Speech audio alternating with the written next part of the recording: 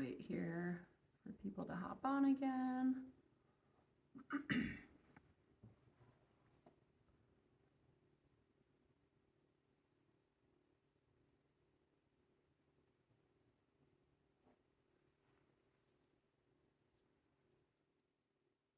Just wait another few minutes to let everyone hop on here.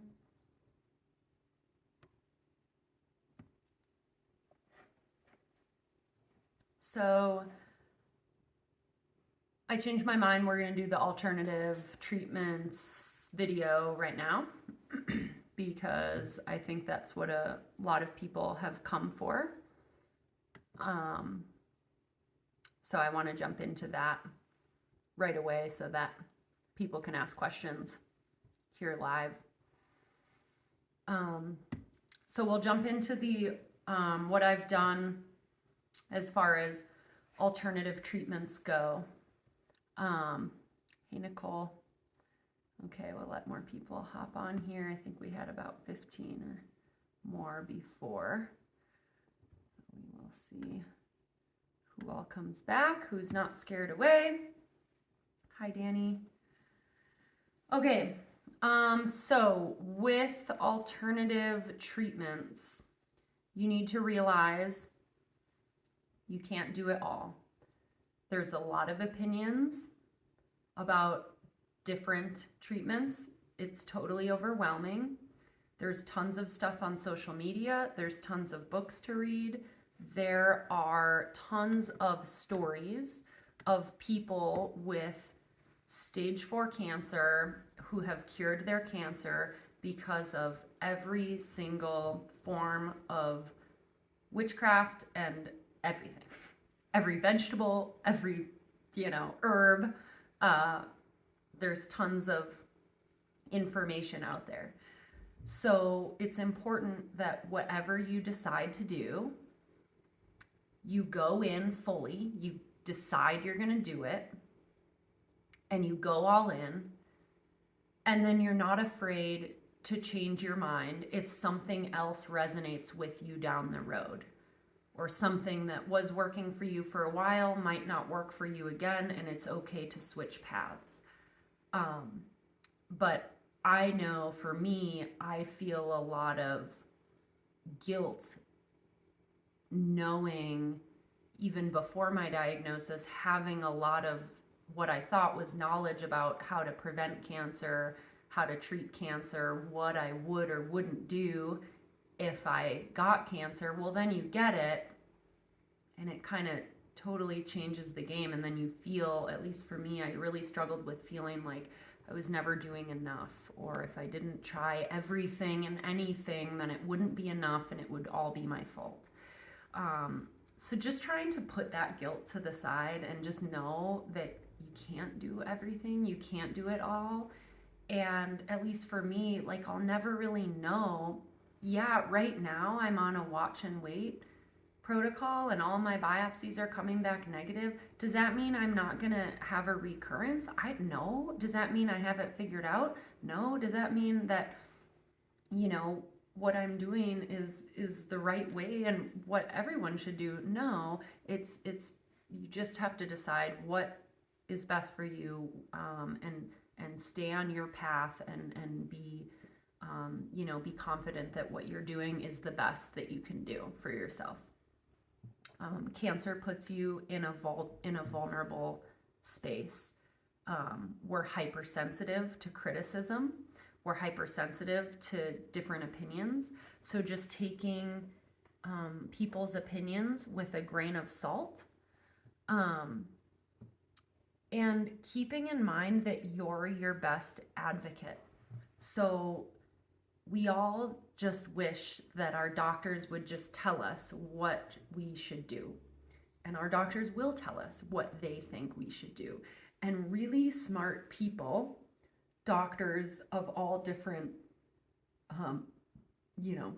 all different specialties, in order to be really, really smart in their thing that they do, whether that's chemo, whether that's Chinese medicine, whether that's naturopathic oncology, they need to be like 100 layers deep in their focus.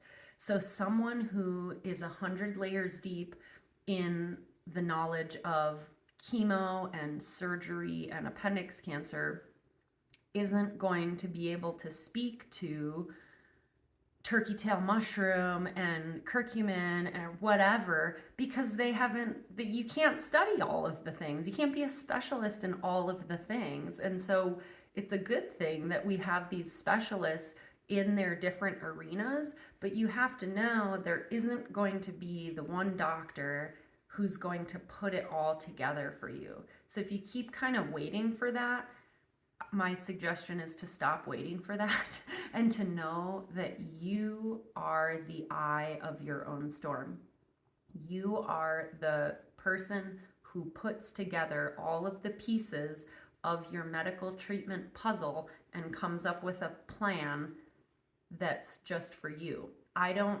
Me personally, I don't tell my Western medicine doctors about all the Chinese herbs that I'm on now. And I told them about some things along the way, the high dose vitamin C, the COC protocol I did, some of the meds I told them I was on. Now that I'm on Chinese herbs and supplements, for one, most of those are food products. And two, all they're gonna say is, we don't know about that, so our recommendation is to not take it. And it's not really helpful for me because I'm gonna take it. So just remembering that you're your best advocate, you're the person who ties it all together for you, and at the end of the day, you're the person who makes all of the decisions for you. And it's kind of like an unpopular opinion maybe, or an unpopular thought process, because we don't want to take full responsibility for our own health and our own treatment plan, because if something goes wrong, then we have no one to blame, right? And sorry if that is maybe triggering for some people, but it really is true that it's common for us, when you're falling, your natural instinct is to put out your hands when you fall so that you don't hurt yourself, so that you don't smash your face. And it can be kind of our natural instinct when we're going through this crisis mode, that we're just like, we put up our hands and we're like, tell me what to do. Tell me what I should do. I'll do anything. And it's just important to remember to take everyone's expertise and everyone's little bit of slice of knowledge that they have in their specialty and use that to make your own treatment cake that works for you. Different things work for different people. These are all things that I've tried. Some of these things are things that I felt were right at the time for me, and then as the time went on, things started to shift and I did something different. So one example of that is fasting before chemo. I was told in the beginning that fasting before chemotherapy reduces the side effects of chemotherapy. So before my first chemo round, I fasted in the way that I was told was best. I forget exactly, like a couple days before, and drink a bunch of water and whatever. I did 25 rounds of chemotherapy. I have never been more sick than I was after that first round of chemotherapy. And that, for me, is because I do not do well with fasting ever. I had never have. I've done extreme bodybuilding competitions where it's technically not fasting, but it's very, very low. It gets to be very, very low calories, very, very low carbohydrates. It's not a lot of food towards the end there. And I don't do well with that. I feel physically ill when I'm fasting. I feel like I got punched in the stomach. It makes me really foggy headed. Some people say when they fast, they feel so good and they feel clear headed. And that's great. And if that works for you, that's awesome. For me, it didn't work. So keeping all of this in mind, this is all just my experience, my story. Some of it may work for you, some of it may not. And recognizing that I'm of the belief not that one of these things isn't going to be the thing that healed me. Chemo in itself, I don't think will do it alone. Surgery itself, and this is my belief, the Chinese medicine protocol itself, the COC protocol, RSO oil, not one of those things is going to be like the ticket that did it. For me, it's all about creating an environment where cancer cannot grow, creating a healing environment where ultimate healing and true healing can take place. And so I'm using all of these things as tools to create that environment. Danny says, are you still on chemo? If not, why and when did you stop with Western medicine? If you don't mind sharing. If you did stop, are you open to rejoining down the line? Yeah, so I didn't just forego Western medicine. It was a group decision from all of my Western medicine doctors and my oncologists that because my scans were clear, my labs were normal, and all of my biopsies came back negative, there's no real evidence here of disease for me to continue taking chemo. It's kind of like, well, give me a reason why I should keep taking chemo when we can't find evidence of cancer. And all of my doctors are kind of like tepidly like, okay, if that's what you want to do, you know, I think a standard of care for me would be to do maintenance chemo at this point. I feel like for me, chemo kicks my ass and puts me in a space where it's really challenging to feel like I'm healing because it's beating me down physically and mentally. I totally am open to doing chemo again if I feel like I'm having a recurrence or things are starting to flare up again. So I'm being closely monitored right now. I'm getting scans and blood work every month. I'm getting checked. I'm getting some combination of scans or blood work. But I definitely am open to doing chemo and or surgery if I found that those were going to be of benefit to me down the road. So I'm very interested, for me, in expanding the way that we view cancer treatment. So I think that there's a time and place for Western medicine. Western medicine views treatment from the outside in.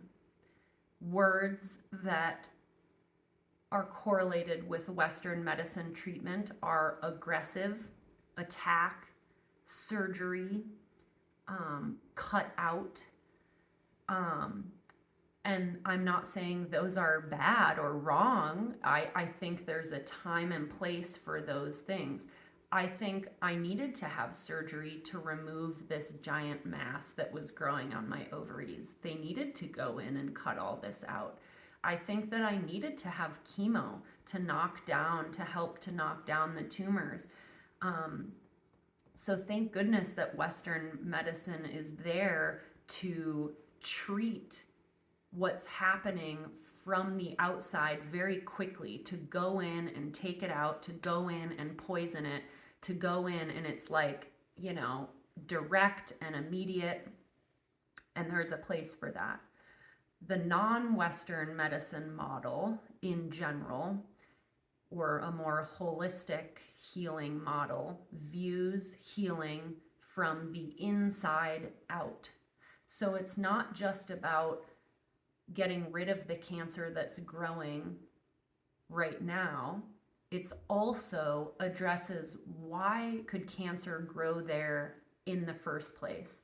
And how can we create an environment in your body? How can we shift the ecosystem inside your body so that cancer can no longer grow? And that's something that Western medicine doesn't really address. And again, Western medicine has its place and is really important, but it's not really addressing why is this growing and why is this happening. And as you all know, words like cure, remission, those words aren't usually associated very much with our cancer. We try to be NED, no evidence of disease, for, as long as we can. But for me, I really want to take it a step further. It's not just about getting out what's there, but it's about not allowing it to come back. And so shifting the way that I think about treatment and what I'm doing, to combine both of those viewpoints is really important. So the first woo-woo thing that I did, or whatever, is I started drinking Essiac tea. Again, this is just what I did. No medical advice here. It's called Essiac tea, Essiac. It's from, I think primarily it's from Canadian native cultures, is where it originated as a cancer fighting tea. That's where I bought it, was a Canadian seller.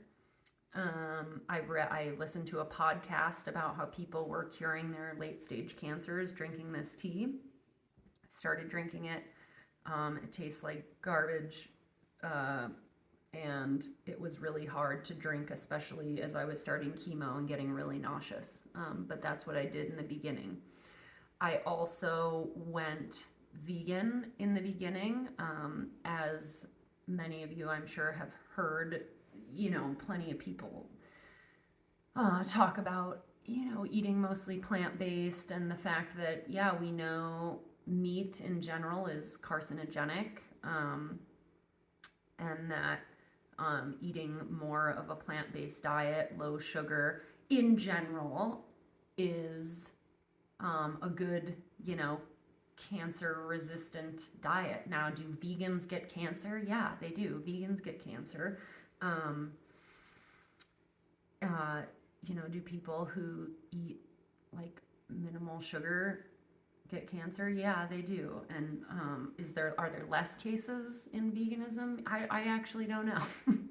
Probably. That's probably why people say that that's the best diet, right? I don't know. So I started going vegan in the beginning. Again, as a single mom with a toddler, eating a vegan diet just wasn't very realistic for me to eat a well-balanced, well-rounded diet. It's challenging to get protein in as a vegan. It's not impossible. There's tons of plant-based protein, but it is more challenging in a lot of the prep that goes into eating vegan. I need animal protein to feel healthy and like I have meat on my bones. I typically eat really clean meat. Even before this, I try to eat mostly, organic, mostly local as best I can. Now, since my diagnosis, I would say that's pretty much all I eat is local and or organic, really clean meat. And I'll get more into the types of meat that I eat now that I've had my biology tested with different individual foods. But so I really only went vegan for a short time. I lost quite a bit of weight. I didn't feel strong and healthy. And as I already said, it's important for me to keep some thickness on my bones. And many of the specialists I've talked to as well, they don't want to give a stringent diet, a specific diet, because that's not their expertise. But something that I've heard from Dr. Lambert, she said it is really important to get protein in because it helps with tissue healing. So I know she would not recommend, vegan diet because it's just really challenging to get enough protein in. and have as much, reserves as possible. So if and when things start to go downhill in any direction, that I have some meat there to work with. So, as I met with doctors and as I met with different just natural healing practitioners, I felt that for me, the more individualized treatment was better for me.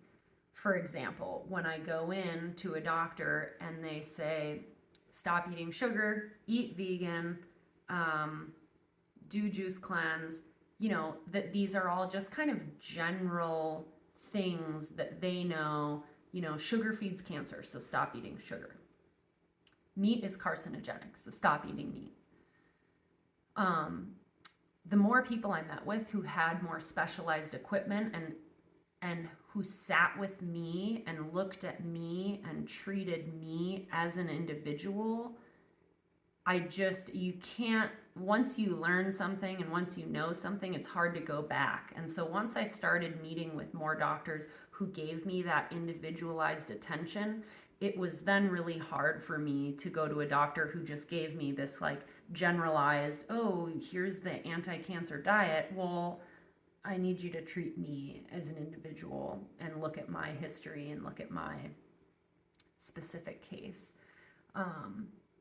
So that became really clear to me on who was going to be part of my healing journey and who wasn't. And I've got some stories about practitioners who did not jive, who, are so passionate about their research that they have some extreme views and, for example, people who wouldn't touch somebody who has had a COVID vaccine, people who believe that vaccines that I've had as a child are what gave me my cancer. And again, they might be right, I don't know, but that's just totally not helpful for me and where I'm at. To be told that this is why, this is why you've gotten cancer, and now there's nothing you can do about it. Or, I had one doctor say, not to do certain things because then the cancer would spread to my brain and my lungs and my blood. And just to be told outright by a health professional, this is what's going to happen to you if you take this or don't take that, I mean, that's just hugely not helpful. So be careful out there and, have your armor on, your emotional armor, and be ready to know, what will work for you and what won't. And remember, you're interviewing people for your health journey and someone who's going to be on the path with you. And it's okay, again, to ask the practitioner, have you seen cases like mine? How often do you work with cancer patients? Have you ever seen a patient with appendix cancer? Do you know, because a lot of, especially natural health practitioners, feel so passionately about what they're doing. And I can really tell when their ego is like so inflated to the point where you can tell they want to work with you because you have stage 4 cancer, and that makes them look really good to be able to say, I treat people with stage 4 cancer. Watch out for those. People who are, using you to bolster their practice. It says, this is why I've not ventured out to see a naturopath, had a bad experience before cancer diagnosis. Yeah. I mean, I had some bad ones. I had one who it was amazing how rude she was on the phone. My mom, a nurse, wrote her a professional complaint about what is and is not okay in speaking to a cancer patient. And to any patient, when you're a medical professional or a health professional in any realm, and so we've had some experiences for sure. Yeah, so be careful out there. Put your armor on. Okay, so then we read the book How to Starve Cancer by Jane McClelland, and she outlines what's called the COC protocol. It involves 4 traditional pharmaceutical drugs that are all traditionally used for different things, like high cholesterol. One is an antibiotic, and they're old drugs that have been used for a long time for different things. And her theory, and based on her research, is that if you take these 4 drugs in conjunction, that they starve the cancer from its metabolic pathways, like the things that the cancer needs to feed off of. It cuts that off, and so the cancer is not able to grow and proliferate. That's her general theory. The book is called How to Starve Cancer. So I found a naturopathic oncologist who would prescribe me these 4 drugs, these 4 pharmaceutical drugs. The naturopathic oncologist who I saw was out of, there's a place in Flagstaff, Aspen Integrative Health is where I went, and he also has an office in Phoenix, and he drives up, and he's worked with, he's specific in naturopathic oncology, so not just naturopathic doctor stuff, but he works with oncology patients specifically. He has seen, I think it's 1 or 2 other people with appendix cancer, and he's very, open about that and his experience, and he does a lot of research, and he's, I really, enjoyed working with him, and think he's doing a good job and cares about his patients. He also, we started vitamin C, high dose vitamin C. I worked my way up to receiving what the highest dose was, and someone asked me what that dose was, and I don't remember specifically, but it was the highest amount that they could even make in a bag. I would get that weekly, so I was doing high dose vitamin C infusions once a week and doing the COC protocol. And I was also at that time doing some other things. I was doing the hyperbaric chamber.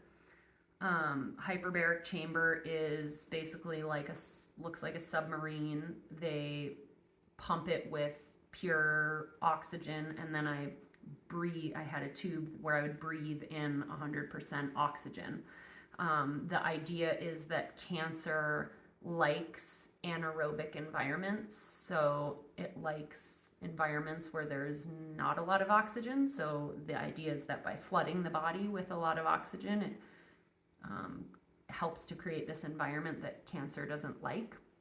So I did that pretty frequently, and I don't know if it helped or not. It certainly felt really good. I always felt really good and energized leaving there, having breathed oxygen for 45 minutes or an hour. I did fever therapy, which is basically like a sauna where your head is sticking out, so your whole body sweats a lot. A regular sauna I did frequently, and I also did coffee enemas. All of those things, cancer fighting or not, are excellent for detoxing. Chemo has a short shelf life, which means that when chemo goes in and does its thing in your body, it's pretty much done doing its thing very quickly, within 24 hours. But you're still sick, you still have the side effects from chemo after that. But what I've been told is that after chemo kind of does its thing, you want to get it out, detox it out, because you don't need, anything else it's doing is just making you sick and feel ill. So things like sweating, enemas, all of those things were, if nothing else, helping me to recover quicker from chemo. And I did feel that difference. I felt the difference if I sat in the sauna, you know, the day after chemo and sweated out and drank a ton of water. I could feel that transition happening of like out with the bad, in with the good. And I still, you know, I still sit in the sauna frequently and do those things. So experience with that. Something else I want to have us think about is like when something keeps coming in our path, and sometimes it's so subtle we don't always notice it, but if you pay attention to something that keeps coming up, whether it's like a story or, and this sounds woo-woo, but like, I don't, like a crystal or like an animal or just like a theme in a story. Sometimes it's just like a word. Just to pay attention to that. And I believe that there's a reason why things keep coming in, and oftentimes there's something there that I need to learn and know about. And that's kind of what kept happening for me with these natural treatments, is like some of the same things, some of the same themes and threads would come through with different doctors, and it would add validity to what I was doing. Like, okay, I must be on the right path if this thing keeps coming up that kind of continues to resonate. So like, for example, pretty early on, I started taking turkey tail mushroom, and different practitioners have spoken to the benefits of turkey tail mushroom. So that's something that I'm definitely, you know, good with continuing to take, just because it's something that kind of keeps coming up. There's a lot of research behind it, and I don't have any side effects from it. So in addition, with the naturopath, I was doing high dose vitamin C, the COC protocol, and then he also gave me a slew of supplements to take, some of which were, I don't remember all of them, but curcumin was one, which is like a turmeric derivative, which is good for inflammation, if nothing else. And one thought about inflammation is that inflammation is the root of disease. Like when we have inflammation and stagnancy, that's when things accumulate and then disease happens, whether that's like a tumor growth or, you know, whatever, all sorts of different diseases. So dealing with inflammation is good for everybody. I was taking black cumin seed extract. I was taking boswellia extract, which is like a frankincense thing. It's like boswellia is like also another word for frankincense, I think. I've since had a good chunk of these medicines tested by the machine from my Chinese medicine doctor, who I'm working with now, because he can test individual medicines, and a lot of these medicines did come up as beneficial for me in my biology. So that felt good to me too, to have kind of that cross-examination from different doctors. Okay. If you are on chemotherapy, don't buy white sheets. I don't know if anyone told you that, but I don't know if, has anyone else ever had this experience where they had, like, all of my white sheets have like a orangish yellowy stain where I lay. Anyways, don't buy white sheets or white towels if you're going through chemo. Lauren says, what was the doctor's name at Aspen Integrative? I'm in Arizona. His name was Dr. Rubin, Rubin. And he, like I said, he has an office in Phoenix somewhere, and then he comes up to Flagstaff like once a month or something. And so, and I think he's one who will do a virtual too, that you can get on with him virtually. Dr. Rubin, I'll just type it in here. Okay, I also started taking RSO oil. RSO oil stands for Rick Simpson oil. It is a full spectrum cannabinoid oil. So it's derived from marijuana. It is marijuana. It's, if you think about like when people talk about like branch chain amino acids, that's like the building blocks of protein. And when you ingest protein, you want to make sure you're getting a complete protein because it all kind of works together to help each other digest, and it's all the proteins you need. So full spectrum cannabis oil, that's my understanding, is kind of, it has all of the all of the cannabinoids present. um, and what is the test called where they look at what your body needs? Oh yeah, I'll get to that, Hannah. So the RSO oil, I have people in my life who are really big on not just using cannabis for its help with chemo side effects and things like that, but also there's people out there who are treating their cancer purely using cannabis. I'm not one of those people. But there are people out there who are using RSO oil just by itself and foregoing Western medicine treatments. There's a Facebook page called Cannabis Kills Cancer. It's CKC. It's a private page, so you can't find it if you look it up. If you want me to add you to it, I can just invite you, and you have to be like invited from someone who's already in the group. So if you are interested in that, just shoot me a message after this, and I'm happy to add you. And it's a communication page where people talk about the ways that they're using cannabis for different treatments for all sorts of different cancers. You can get it at dispensaries, but it's quite expensive. If you can find someone who can make it for you and you can get a larger amount wholesale, that would be the cheaper way to go. But you can always, I think I started just getting some from a dispensary just to see how it worked. It is some potent shit. Sorry if there's kids around.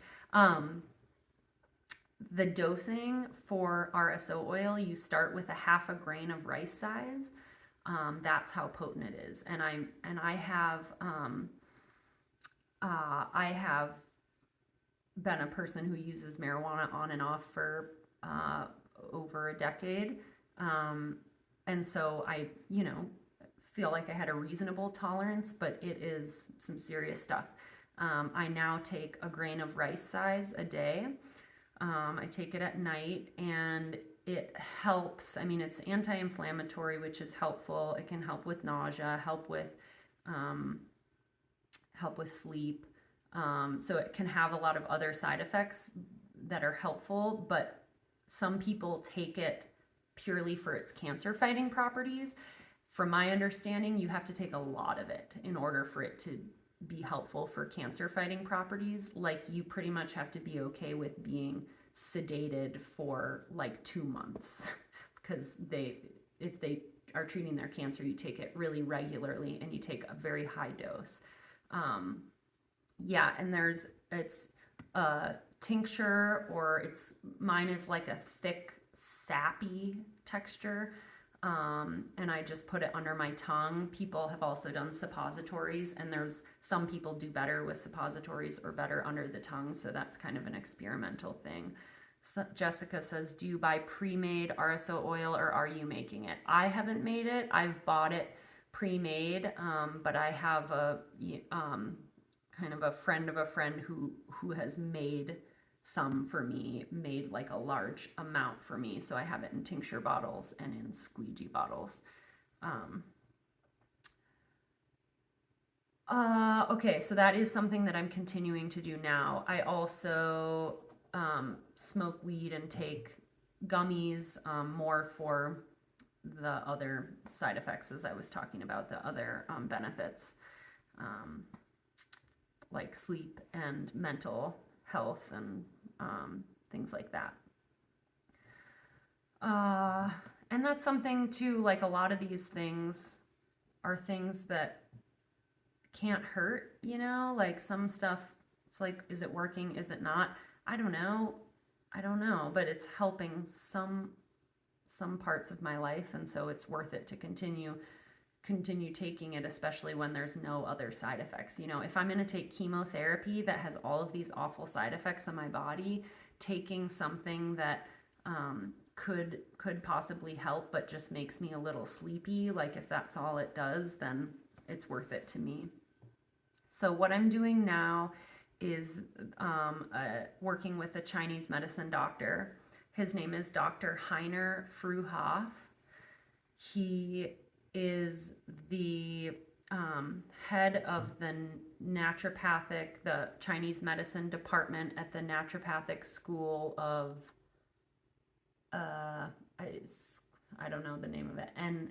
NUNM is the, what's it called? Is the acronym for it. It's a school in Portland, Oregon, one of the biggest naturopathic schools in the country. And he's kind of the head of the Chinese medicine department. He is, so I had a friend who was one of his students, and so she introduced me to him. And I'm just going to go ahead and read from my Caring Bridge, because the whole part about him, because this will give you a good background about who he is, and why I resonate with him, and what his vision is for healing and how healing takes place. He was diagnosed with cancer in his early 20s and dove in headfirst to Chinese medicine and has made it his life's work to bring this medicine into our country. He's not Chinese, he's actually German, and he comes from a long line of German physicians. He's wicked smart. So anyways, I'm going to read from my Caring Bridge and then talk about what I'm doing with that, and then we'll be at the end of this video. So taken from the Healing Order website, the name of his clinic is called the Healing Order. Dr. Heiner Fruhoff is the founding professor of the College of Classical Chinese Medicine at National University of Natural Medicine in Portland, Oregon, where he's been teaching since 1992. As a practitioner, Dr. Fruhoff focuses on the complementary treatment of difficult and recalcitrant diseases, including cancer, chronic respiratory and digestive disorders, and inflammation of the nervous system. The Healing Order is the manifestation of his belief that the 21st century humans can and must support their health in harmony with nature. His dream of bringing together the most effective holistic modalities from all over the world comes to life at the Healing Order. Dr. Fruhoff comes from a long line of German physicians specializing in holistic healing modalities such as homeopathy, herbalism, and hydrotherapy. His great-grandfather studied with Sebastian Knep, one of the fathers of the European nature cure movement. Eager to learn from other cultures, a young Heiner left home to study sinology, philosophy, and comparative literature at Tübingen University, Hamburg University, Waseda University in Tokyo, and the University of Chicago, where he earned his doctoral degree from the Department of East Asian Languages and Civilizations in 1990. The experience of a serious health crisis spurred him to supplement his theoretical training in the philosophy of Chinese medicine with the study of its clinical applications.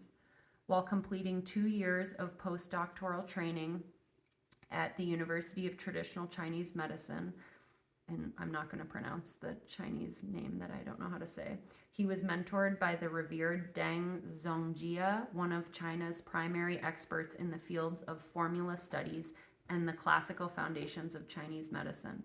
Dr. Fruhoff continues to publish widely on both the theoretical and clinical aspects of Chinese medicine. His scholarly endeavors include an ongoing research project on the holistic cosmology of Chinese medicine, in essence, decoding the ancient symbolism that once correlated the macrocosm of the natural world with the microcosm of the human body. In addition, Dr. Fruhoff is the director of the Huron Institute, a nonprofit institution for the research and preservation of traditional life science.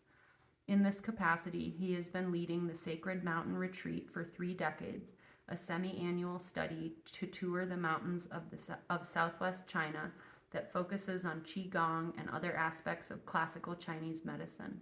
He lives in the beautiful Columbia River Gorge in Oregon with his wife and their kids, 5 goats, 2 cats, and 11 chickens. So that was from his website, and then this is my own voice. His clinic was a 45-minute drive from central Portland, winding up roads next to the Columbia River Gorge, where trees hang over the street dripping with wet moss. I felt like I was driving through a fairy wonderland, going to see Grandmother Witch Doctor. The last 10 minutes of the drive took me down a dirt road that wound deep into the forest. It was completely quiet when I got out of the car, besides a trickling light rain. This place was out there. I was greeted warmly by one of his assistants who offered me a cup of tea, and I thought, wow, you all commute out here every day for work? Pretty magical. His house was a beautiful piece of architecture made of all natural materials, which seems to fit right in with his desire to live in harmony with nature. I was seated with my feet on copper plates and was told to hold copper bars attached with electrical cords to a fancy machine. So here's, I think Hannah asked me about the machine. Here it is. Dr. Fruhoff would spend the next hour putting various herbs and supplements on one metal plate connected to my hands and feet through a wire, and then would tap on different acupuncture points on my hands with a copper pen. Don't ask me the details about how it works, just know that I fully trusted in this experience. He was able to identify which viruses or parasites could have given me trouble in the past. He asked me questions about my life leading up to my diagnosis. He tested which medicines would be beneficial or harmful for me. He checked my pulse multiple times, and he went through a list of foods determining which would be beneficial and which would be harmful for my biology specifically. He has a calm and gentle demeanor and is clearly wicked smart and focused. I asked him if he thought that total healing and recovery was possible for me. He sat back and smiled for a moment, formulating his thoughts. He then responded by telling me one of the universal laws of nature and physics, which states that in all life there is balance. Yin and yang always exists. So technically speaking, if there's illness and disease on one side, there's always health and wholeness on the other. Of course, he could not make me any promises, but he seemed firm in his belief, and it resonated. He also said that no medicine he gives me, no chemo, no surgery, no particular healing session is going to be the one and ultimate thing that did it. It's all about creating an environment in which healing can take place. All of these medical, spiritual, physical, dietary approaches are all tools that can help me create an environment within my body where healing happens on its own. It will ultimately come down to me, my own biology, total healing on multiple levels.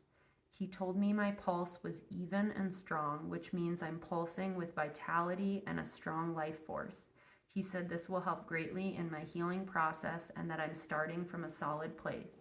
Then I received a lovely acupuncture session in the upstairs room, which overlooked the canopy of the trees. This was a healing place that I'm forever grateful to my dear friend who made this connection happen for me. For now, while I'm alive, I plan on living. I'm choosing to bloom where I'm planted. That's the best we can do. The manifesto from the Healing Order says, the body craves harmony, to be of this earth, at ease, strong, and clear-eyed. And yet, it is hard for us 21st century mammals, with our ancient chemistry, with our modern conveniences. We feel it all. Lives out of balance, vibrating discord. We grasp in all directions. And yet, what we seek asks something of us in return, to honor the body, to honor the earth. The body craves harmony. If we quiet our own voices, we can hear its rushing pulse, river, wind, sun, soil, the healing order that restores us to ourselves.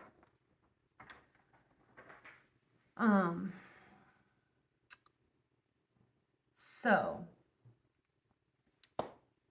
he hooked me up to this machine.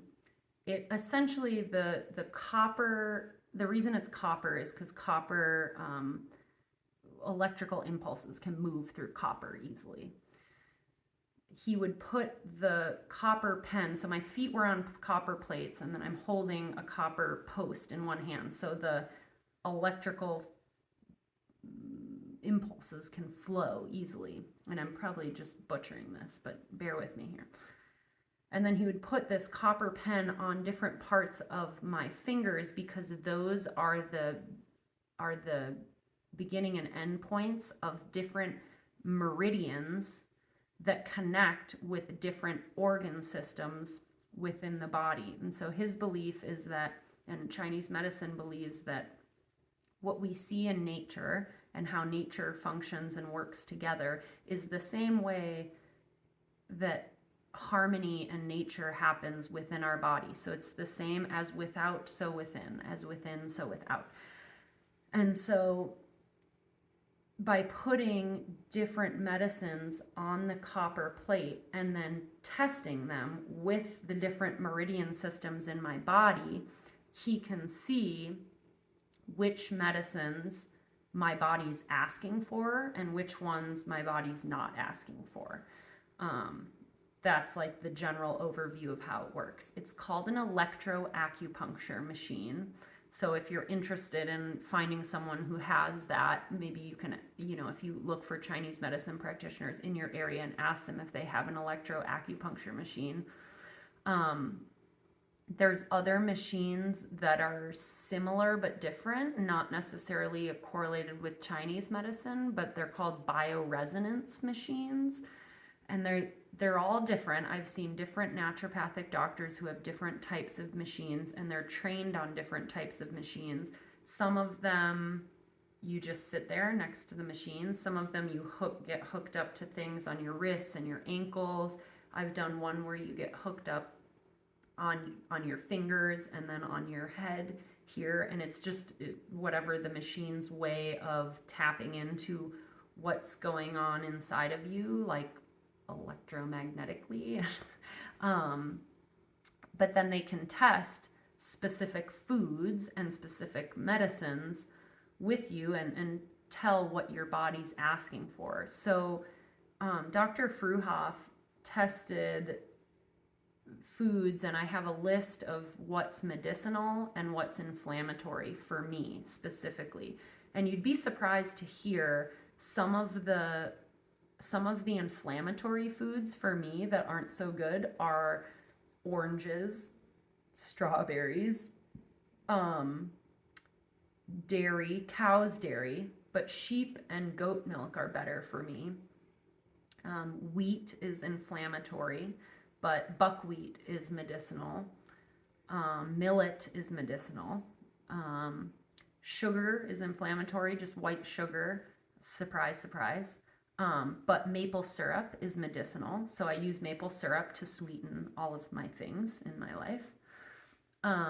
Alcohol and honey are inflammatory for me. So honey was kind of surprising. And again, not saying like these aren't, you shouldn't like go off and be like, I can't have honey because Ariel said it's inflammatory. This is what he tested with my biology. If it's something you're interested in, these bioresonance machines or an electroacupuncture machine can test those things with you. Something, if you think it sounds woo-woo and kind of out there, something that helped me believe in this more is that I've gotten tested on different machines by different people who don't know each other, and a lot of the same things came up for me. So that was like, aha, this moment of some of the same viruses that have affected me in the past came up on these different machines. So it's important for me to continue to get tested, on these machines to see how things are going, and to stay connected. So here's the other thing is that Dr. Fruhoff and his belief system is that when your cancer has been growing and developing over a long period of time, it can't just be cut out and it's gone, it takes also a long time to sort of revamp your whole ecosystem so that cancer can't grow. And that takes time to sort of like redo your biology in a way. And that really makes sense to me, as a personal trainer, when people come to me and they say, I want to lose weight and I want to lose weight now and I want it to be gone. And they're willing to just do anything, stop eating carbs or whatever. It's like, one, is it going to stick? And two, is it really a lifestyle that you can continue on living? And so I understand, what it means to take your time to develop a lifestyle where healing can take place and where you can overcome something. And I understand that takes longer than just chemo, surgery, cut it out, done. I understand that it's going to take a while. So he recommends working with him for a minimum of 5 years, especially for big diseases like this. And then the last thing I want to mention is just ongoing genetic testing. As we all know, this cancer isn't tied, as far as we know, to any genetic things as we know yet. But we don't know a lot about genetics and DNA. The whole Human Genome Project came out in the year 2000, and so it's a whole matrix of this universe of information inside of us. So it's important to continue to get genetic testing like every year, because there's always new DNA strands and proteins that are being researched and discovered. And so if you haven't already, ask your doctor, your oncologist, to connect you with genetic counseling. And that's it for now. Christine says, how much did Dr. Fruhoff cost you? I think the initial consult was around $500. I don't know exactly. And that includes the whole initial workup from him. And you fill out a lot of information, more than you've filled out for like a Western medicine doctor. It asks you about your poop and the consistency of your poop. It asks you about your sleep. He'll look at your tongue. He'll look at your palms. He'll look at, it's very personalized. And then that includes an acupuncture session too. And then the medicines that he prescribed, some of them are just supplements that any naturopath could prescribe. Not all of it is Chinese medicine. So some of it is like turkey tail mushroom. I took like asparagus extract, something. But then the primary like Chinese medicine thing that I'm taking from him is a personalized concoction that he'll create the concoction and give you these bottles with your name on it, and they're called granules, and they dissolve in water. So I dissolve the granules in hot water and drink it like a tea. And so I take that twice a day, and then I take the handful of supplements multiple times a day. And I should mention, like when I was taking the COC protocol and doing those pharmaceutical drugs, they never really sat that well with me. Like my stomach would be kind of sour, and if I didn't do it on a full stomach, then it didn't sit as well. It just never quite resonated fully with me. And the supplements that I'm taking from Fruhoff, I'm taking more. I'm taking literally a handful of pills multiple times a day, but they all sit really well with me. And I think the fact that I know a lot of them are foods, food, vegetables, one's like a probiotic, but he's tested all of these specific things. It's not just like any probiotic or any turkey tail mushroom supplement or any curcumin or whatever. He tests each specific, brand of things. So when you go see him, if you go see him, you should bring all of the pills you're taking, like all of them. Bring just at least one of each of them, and he'll test them for you and see if your body's asking for them or not. So that was kind of cool too.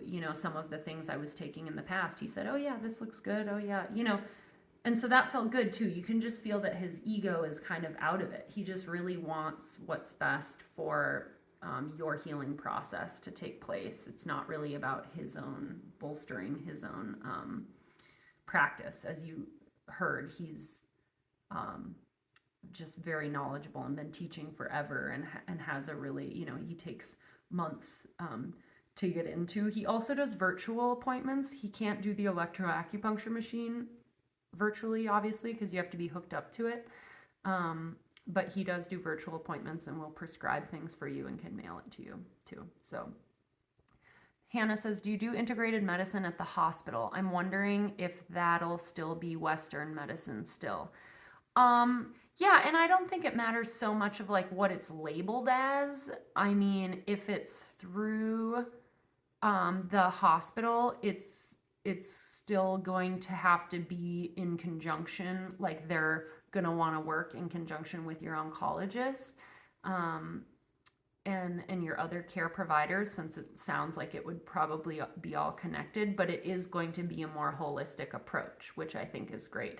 And I certainly, if it's already part of your hospital system and your doctor can refer you to the integrative medicine program, I would assume it would be something your insurance you wouldn't even have a problem, which is kind of nice. That's the other thing about alternative treatments, is for the most part, you know, as you know, none of this is covered by insurance as far as acupuncture, massage, naturopathic care. I mean, you might be able to find a naturopathic oncologist who takes some kind of insurance. Some maybe do, but it's far and few between.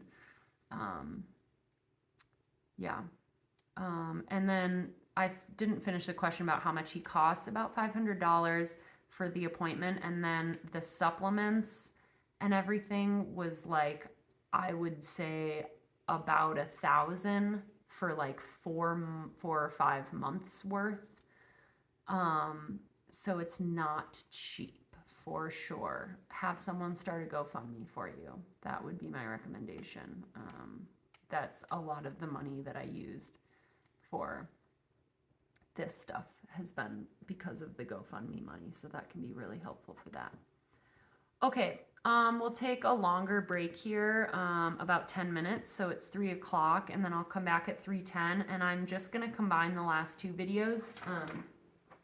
They shouldn't be too long. I'm gonna talk about mental emotional treatment, a couple books, massage, kind of more, mental emotional, and then talk about like my ongoing offerings and what I'm doing in the community that are helping me heal in sort of the psychology department. Okay, 10 minutes, 3:10, see you back here.